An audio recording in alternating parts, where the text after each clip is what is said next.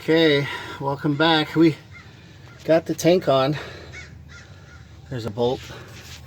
It goes up in there and one up in the front. I had to move the guard away from the exhaust without taking it out. There's enough play in the exhaust system for us, well, for me to take the three little secure screws that were holding this guard on to get that bracket in over there.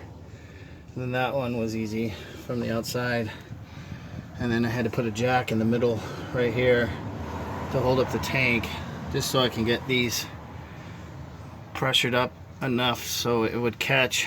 Now my only challenge is to get those clamps on the hoses. As you can see, they're not completely on right there, but that's the next challenge. Once I get that in, I'll put the tire on and we will, oh, I'm shaking. There's a lot of work. We'll put the tire on and drop it and put some gas in it and see if it starts.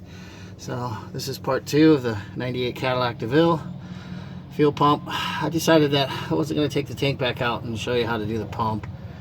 It's fairly easy, so you can definitely look that up on YouTube. It's fairly simple.